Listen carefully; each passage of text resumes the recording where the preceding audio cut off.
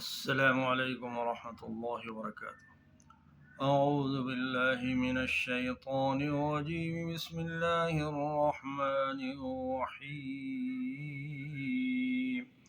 يا بني إسرائيل اذكروا نعمتي التي أنعمت عليكم وأني فضلتكم على العالمين. واتقوا يوما لا تجزي نفس عن نفس شيئا ولا يقبل منها عدل ولا تنفعها شفاعة ولا هم ينصرون. وإذ ابتلى إبراهيم ربه بكلمات فأتمهن قال إني جاعلك للناس إماما قال ومن ذريتي قال لا ينال عهد الظالمين.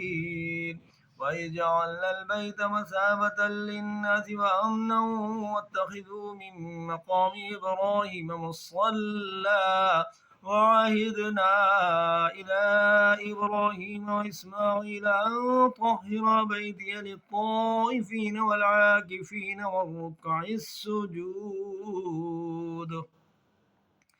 وإذ قال إبراهيم رب اجعل هذا بلدا آمنا وارزق أهله من الثمرات من آمن منهم بالله واليوم الآخر قال ومن كفر فأمتعه قليلا ثم أضطره إلى عذاب النار وبئس المصير. وإذ يرفع إبراهيم القواعد من البيت وإسماعيل ربنا تقبل منا إنك أنت السميع العليم ربنا واجعلنا مسلمين لك ومن ذريتنا أمة مسلمة لك وأرنا مناسكنا وتب علينا إنك أنت التواب الرحيم ربنا وابعث فيهم رسولا منهم يتلو عليهم آياتك ويعلمهم الكتاب والحكمة ويزكيهم إنك أنت العزيز الحكيم.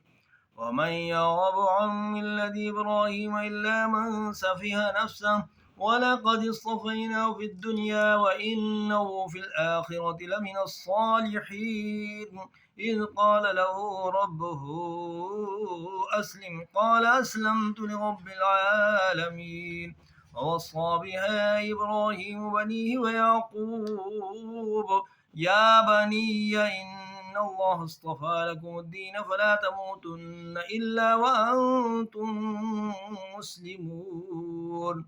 أم كنتم شهداء إذ حضر يعقوب الموت إذ قال لبنيه ما تعبدون من بعدي قالوا نعبد إلهك وإله آبائك إبراهيم وإسماعيل وإسحاق إلها واحدا ونحن له مسلمون. تلك أمة قد خلت لها ما كسبت ولكم ما كسبتم ولا تسألون عما كانوا يعملون. وقالوا كونوا هودا أو نصارى تهتدوا قل بل ملة إبراهيم حنيفا وما كان من المشركين قولوا آمنا بالله وما أنزل إلينا وما أنزل إلى إبراهيم وإسماعيل وإسحاق ويعقوب والأسباط وما أوتي موسى وعيسى وما أوتي النبيون من ربهم لا نفرق بين أحد منهم ونحن له مسلمون. فإن آمنوا بمثل ما آمنتم به فقد اهتدوا وإن تولوا فإنما هم في شقاق فسيكفيكهم الله وهو السميع العليم. صبغة الله ومن أحسن من الله صبغة ونحن له عابدون. قل أتحاجوننا في الله وهو ربنا وربكم ولنا أعمالنا ولكم أعمالكم ونحن له مخلصون.